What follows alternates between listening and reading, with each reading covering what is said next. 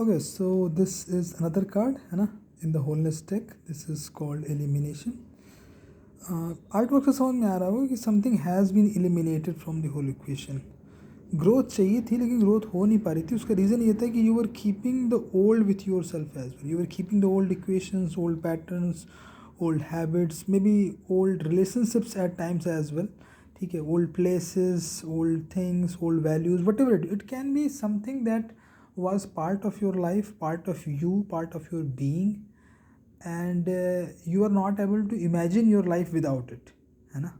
ठीक है, उस प्रोसेस में ही जो नया जो तुम चाह रहे हो वो आ नहीं पा रहा है ना. So if you really want growth, if you really want sustained growth, and if you really want the new that you also want, है ना, you what is happening that you are wanting the old as well as the new, while both cannot be there. Either you will be stuck with the old, and then ultimately obviously you will, because you are stuck with the old and are having problems because of the old and with the old, that's why you are craving for the new in the first place ना. ठीक है, so actually में आपको चाहिए तो ये, ठीक है, नया, कुछ नया. और you also know this, like हो सकता है कि तुम पियानो सीखना चाहते हो, कुछ स्पोर्ट्स सीखना चाहते हो, कहीं घूमना चाहते हो, इंडिया में घूमना चाहते हो, कुछ किताबें पढ़ना चाहते हो, किसी मैगजीन की सब्सक्रिप्शन लेना चाहते हो. ठीक है, बहुत सारी चीज़ें हैं. थोड़ा सा फिट होना चाहते हो, है ना, थोड़ा सा जीवन में शांति चाहते हो कि आर्ट और म्यूज़िक थोड़ा सा तुम्हारी लाइफ में बढ़े. कुछ भी हो सकता है ना, it can B a lot of things. ठीक है, तुम चाहते हो कि मान लो तुम्हारे पास एक बाइक हो, it can be any thing, है ना, it can be any thing. चाहते हो कि तुम्हारे पास थोड़ी सी स्पिरिचुअल गहराई हो तुम्हारी बातों में. ठीक है, थोड़े झगड़े तुम्हारे कम हो, कुछ भी हो सकता है. वो तब आ पाएगा जब you also say no to something. ठीक है, this is what you can already deduce from the artwork itself. Now let's see what the guidance of the card says. Exact words: you are doing too much yet growth is not coming. The problem is not your effort. You are trying to have two things. Say no to something. ठीक है, तुम दो चीज़ें चाह रहे हो जो एक साथ नहीं हो सकती. ठीक है, किसी एक को तुम्हें ना कहना ही होगा. उसका रीज़न क्या है? उसका रीज़न क्या है? क्या ऐसा रीज़न है कि तुम ना नहीं बोल पा रहे हो किसी एक चीज़ को? Fear is making you hold the old and that is preventing new to arrive.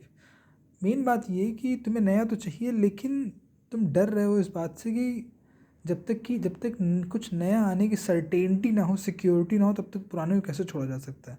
ठीक है, that's the fear that is preventing you और keeping you stuck and so on so on. उसका रीज़न क्या, उसको सोल्यूशन क्या है इसका?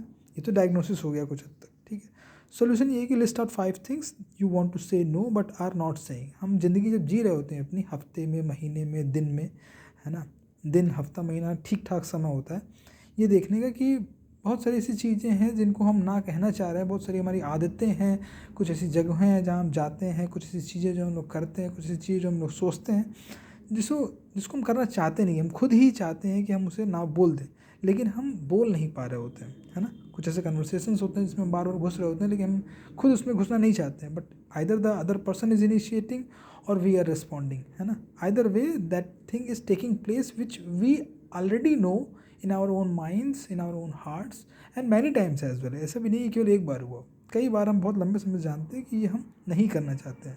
ऐसी 5 चीज़ों की लिस्ट बनाओ.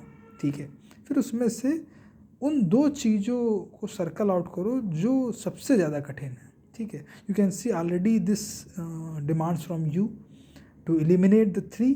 ठीक है, उस प्रोसेस में ही तुम्हारा जो माइंड है उसने जिस तरीके से उन 3 को हटाया होगा ना, उस प्रोसेस में ही वो अल्टीमेटली 2 में से उन 2 चीज़ें जिनको तुम सर्कल करोगे, जिनको ना कहना तुम्हारे लिए सबसे ज़्यादा कठिन है इनफैक्ट. ठीक है, उस प्रोसेस में ही तुम्हारा माइंड उस जोन में चला जाएगा जहाँ यू आर एलिमिनेटिंग समथिंग. ठीक है, फिर अल्टीमेटली अगर तुम 5 से मतलब बहुत सारी चीज़ जिनको तुम ना कहने वाले हो, ना कहना चाहते हो, उनमें से जब तुम लिस्ट को छोटा करके केवल 5 पे ले आते हो और 5 से छोटा करके केवल 2 पे ले आते हो, तो already your mind has started operating in terms of elimination.